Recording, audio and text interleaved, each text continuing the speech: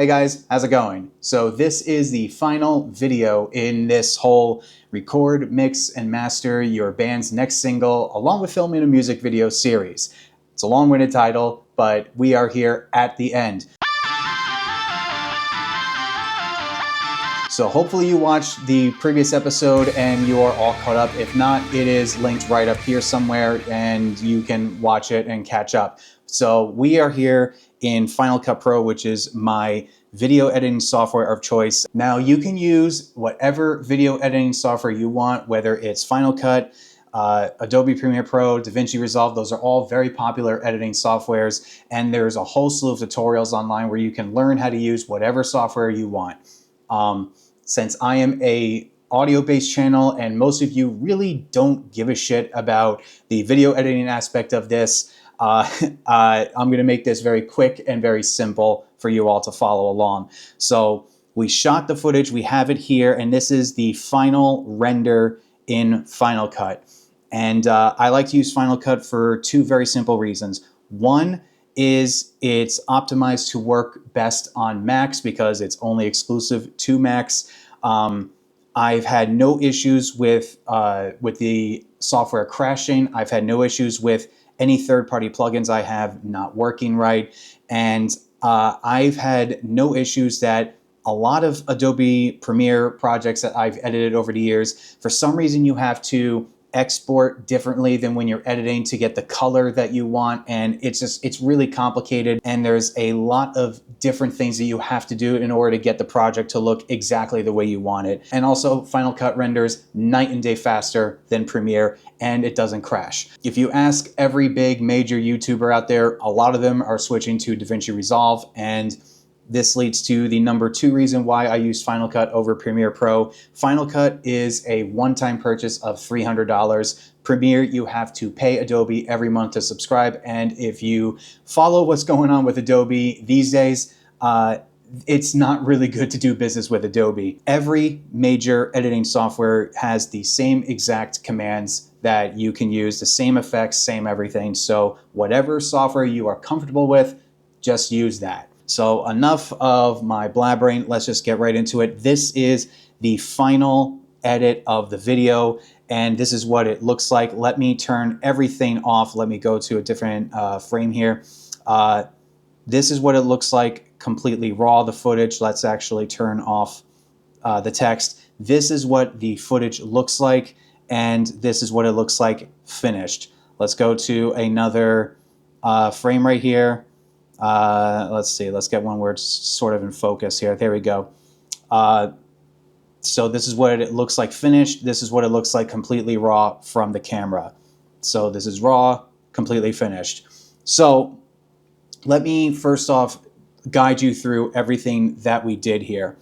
So as I open up my clips tab, you can see that I have my footage organized. Everything that's labeled here are the clips and the quote-unquote scenes I want, because when we were filming this multicam shoot, again, we are only using one camera. So I didn't have any resources to set up a multicam angle, so the band only had to perform the song once and that was it. The band had to actually perform the song maybe 6 times in order for me to get all the footage I had. So the downside of doing this is it sometimes won't sync up absolutely perfectly in post, and that's what happened here. Everything is not, captured perfectly. It's tough for a band to play a song, even to a click track, perfectly in sync 6 times in a row. So, I mean, if you can do that, then God bless you. But this band and a lot of bands that I've worked with over the years that, we filmed at video like this, there's little imperfections. Again, we are only using an iPhone 13 Pro Max.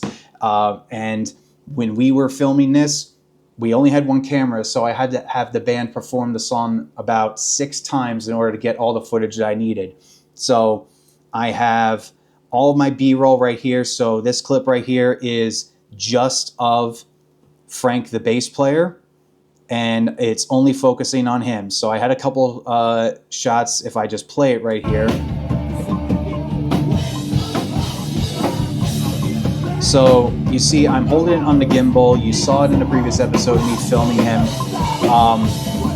When I was filming him, I wanted to get a couple of shots of his face, a little bit of him playing his bass, and especially in the chorus where, you know, the chorus goes, "'Cause I'm an outlaw," and when the word outlaw is a bunch of gang vocals, so Frank sang the chorus in his mic, so I made sure to capture that. So here's Frank, here is Uncle Menace's close mic, his close-up shot. Here is the drummer Ray, and throughout near the end of the solo, there were some issues with playing to the click and, you know, timing it out perfectly. So I had him redo the ending part. So those are two clips right there that I had to use for Ray. Here's one last B-roll clip of Spencer in the mask blowing smoke that I put near the end of the video. And here is the close-up of Spencer, the guitar player. I had another one of Spencer at the end, and one of him just playing his solo. I also had one last clip here of a wide shot where I just stood in the corner and I held the camera with the wide angle lens at mode activated, and I just held it as still as I possibly could. And they all wore masks for this one, and I just spliced it up. So the main thing about this is we wanted a mostly performance look of this video. So almost all, the whole video is almost just these clips right here. And as you can see on the timeline here, that's what this whole thing is down here. It's called a multicam. So to set up a multicam, there are two ways to do this. You have to select all of your clips. So you select all of your clips here, there, okay. And in Final Cut, once you select everything, you right-click and go New Multicam Clip. And there's a couple ways you can do this.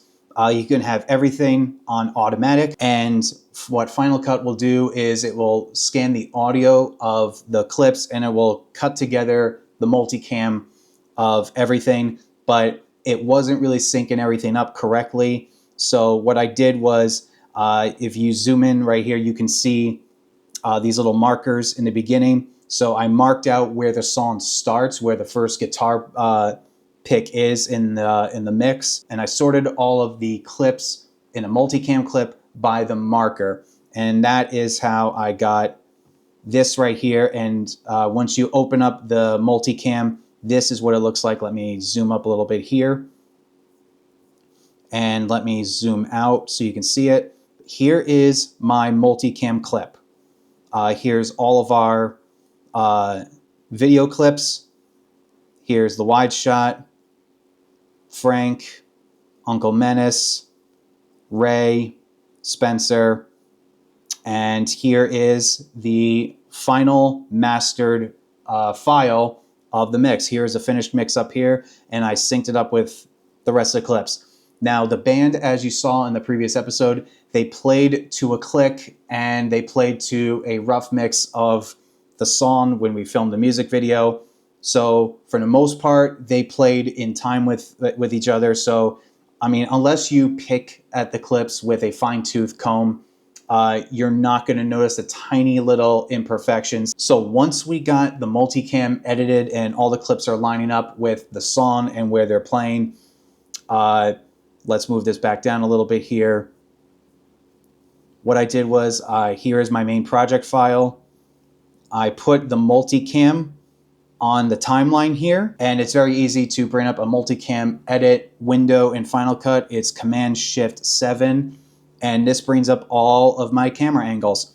So I selected the audio to be the master, which is what we want, and then you select the video, and then any clip I choose, it will just cut to that video clip. So here's one of the big things about editing a performance-based multicam clip, and I see a lot of people make this mistake, is they don't cut on the downbeat or the and beat. So what I mean by that is, if if the metronome is 1 and 2 and 3 and 4 and 1, if it's like that, I don't see people cutting at the 1 or the end part. So what you want to do is, if you like, you try to hear it with like where the kick and the snare is. You don't want to cut a clip when it's in between the kick or the snare hit. You don't want to cut it when it's between the beats. So I'll show you what I mean by that. So it's, rather than me just explain it, let me show you. So here's the very beginning of the multicam, and the reason why we're starting off on Spencer's guitar is this is where the song starts. It starts with Spencer's guitar playing. So here's the very beginning.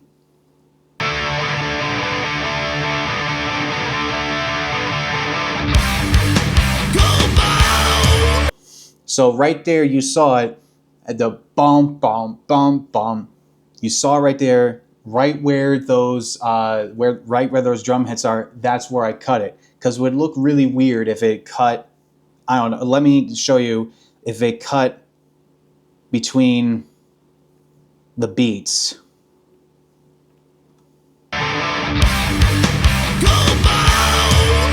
It just looks really weird. So let me undo that. I don't want that. I don't want that to be permanently saved. So I had it cut to Uncle Menace because the first thing he says is that, "Come on."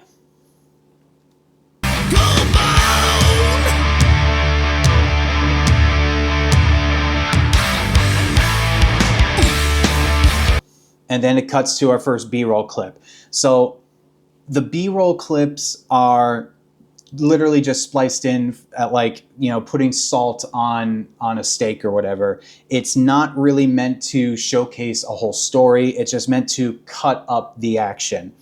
And you saw in the previous episode, what I did was I had them just walk around in several poses like I would photo shoot them, but I just took the gimbal and I just slowly moved it left to right, up and down. I made it very, very simple.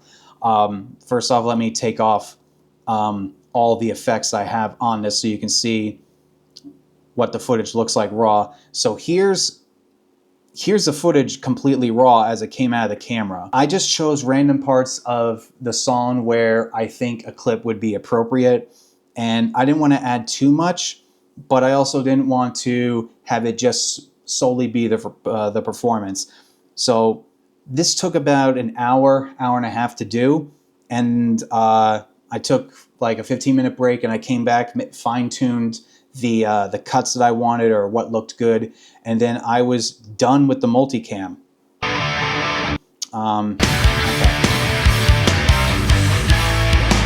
see the face, you want it all, but you want it right before the fall. Look in my eyes, 'cause this was mine. For so many people. So right there, I thought, like, in the middle of the first verse, like the second line, I thought that would be good to have a B-roll clip. So I have this clip of Uncle Menace. This is the bridge of the song where there's a little bit of action going on with the guitar, and a lot of, you know, floor tom hits. So I wanted to showcase mainly the guitars and the drums in this part, but I also wanted to cut to the vocals a little bit. So here's what the bridge of the song looks like with the multicam edit the way it is.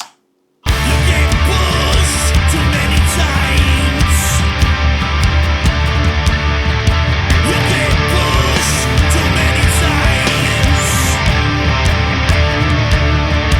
You get pushed. And I made sure to have a shot of Spencer doing his thing, but you can also see Ray in the background also doing his thing, because this bridge, it's guitar and drum focused. So I wanted to make sure that those two parts were definitely highlighted.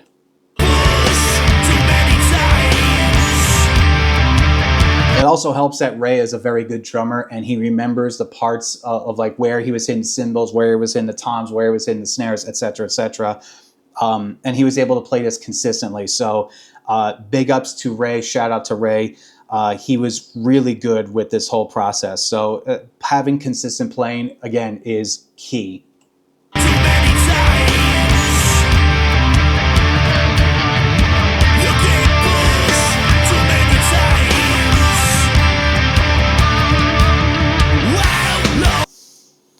So here, Uncle Mess is like doing the bridge. I wanted to showcase that. But now here comes the guitar solo.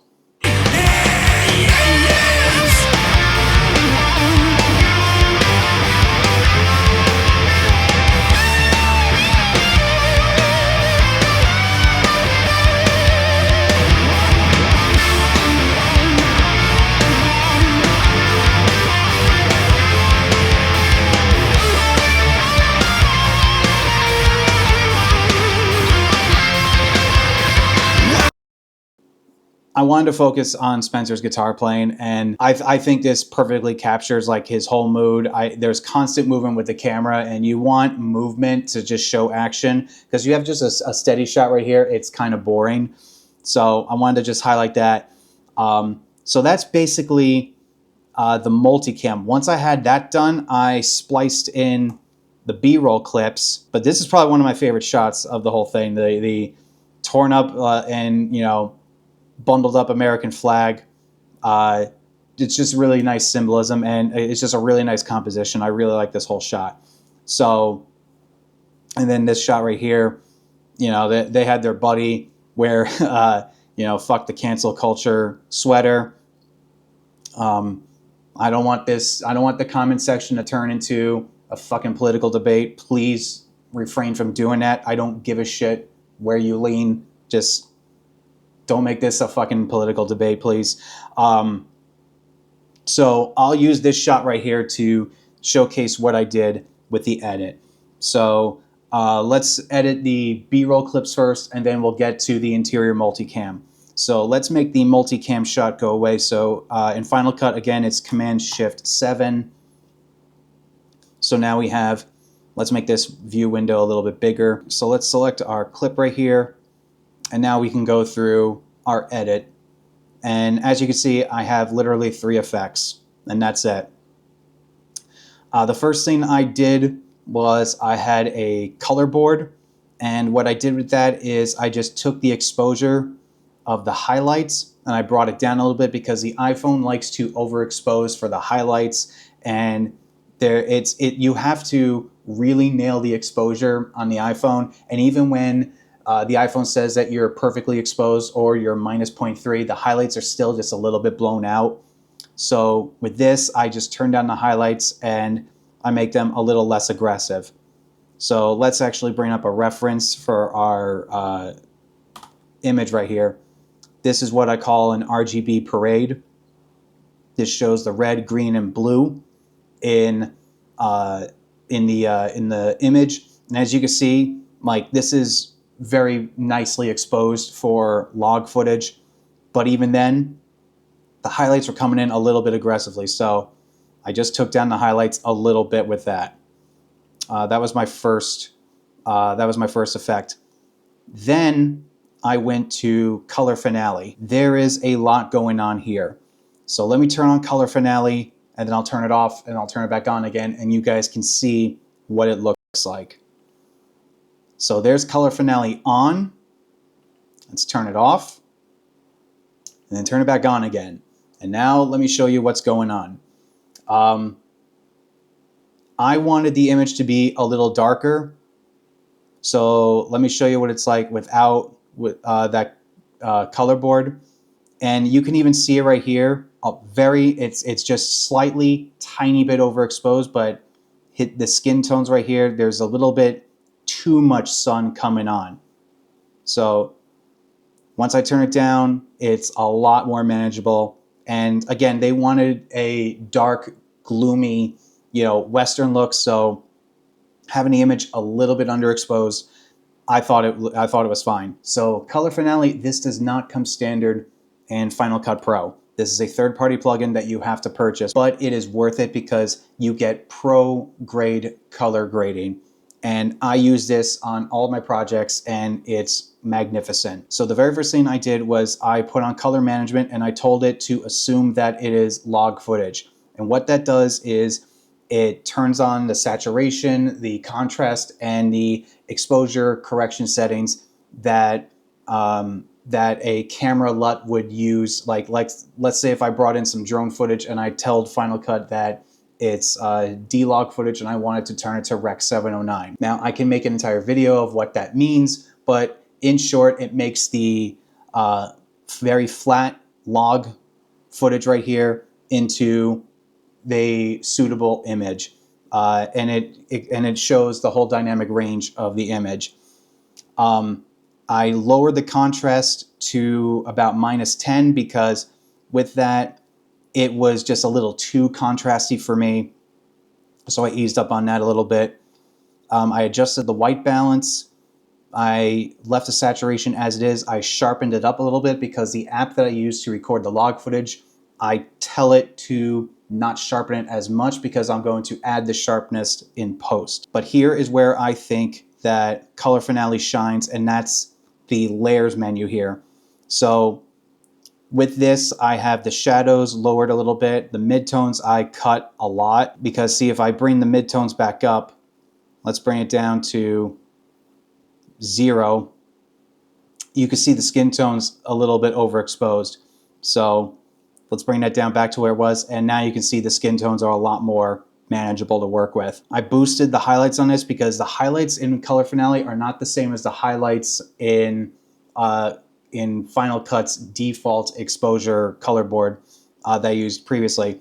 This is like the top section of the highlights. Think of this as like the 10K up range on an EQ frequency chart. So this is just almost like adding a little bit of air to it if you're talking audio. And then offset is basically just overall exposure. So as you can see here, this is with it set to 0, and to me the image is still a little too bright, so I brought it back down. And that is all I did with Color Finale. And then I added a custom LUT. Now, what I did with this custom LUT, let's take away the RGB parade. What I did with this custom LUT is I got the image to here. I saved this frame as an image, and I color graded this in Lightroom, and I used a third-party software to convert those Lightroom settings into a LUT, and then I just brought that setting right back into Final Cut here and used it as a custom LUT. So that's what I did with that. And let's go through it one more time.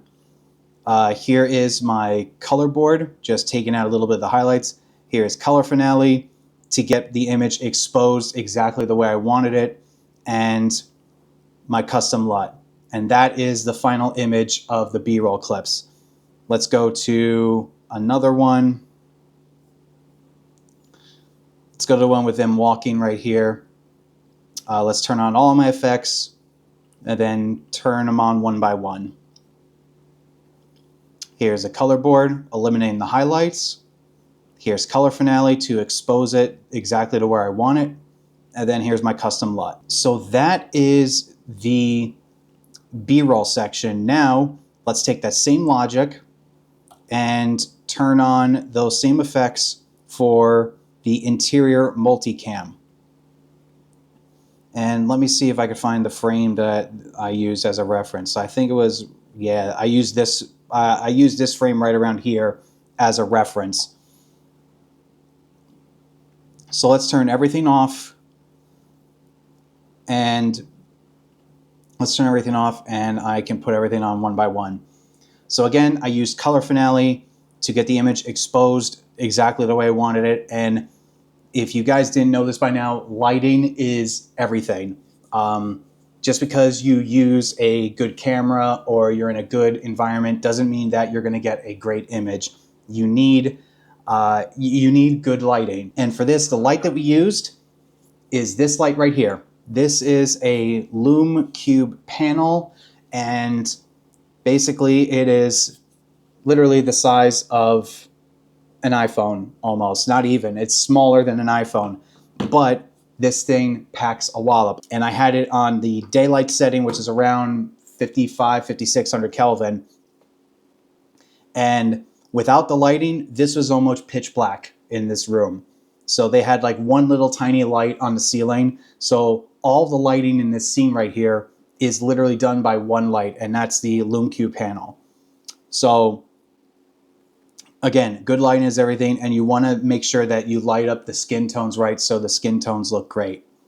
So here it is raw as it came out of the camera. Here it is in color finale. I wanted really sharp contrast. I wanted a lot of contrast in these images. And then I took this frame, sent it to Lightroom, did my editing magic, and this is the final grade of my LUT. I took my Lightroom presets for this image and I put it in a LUT, converted it, and I brought it in here. And that is the final look of the image. This photo of Frank right here is really good. Like, this is the prime example of what I wanted. Raw out of camera, exposure correction. Again, like that, this side of his face right here is lit up and this side is almost completely dark. You can't see it. That's exactly what I was going for. So this is exposure correction, LUT. So the very last thing that we did to complete this edit is at the very beginning, I added some text overlay, the band name, and the song name. So as the video plays, you get a chance to see the artist, the song, and then the text goes away right where the drums and the rest of the instruments kick in. And then from there, it goes into our multicam, our B-roll clips, and it goes into the end of the song. Again, this is pretty basic, guys. And I see a lot of bands do performance clips and a little bit of B-roll here and there. But if you want to do this yourself using the bare minimum amount of equipment and a little bit of time and patience, let's circle back to the very first episode where I said you need a lot of time and patience to do this right. You can do this and complete professional results. And with that being said, guys, thank you very much for watching this whole series. If you watched the whole series up until now, first off, you're a trooper because there are hours upon hours of content right there. But I hope I taught you guys a little something here and there, and I hope you guys took something from this whole series. And I guess the only thing left to do is to show you guys the finished results of this whole project. So here it is, the full finished video of the new single from Menace and the Hellfire called Outlaw. Enjoy.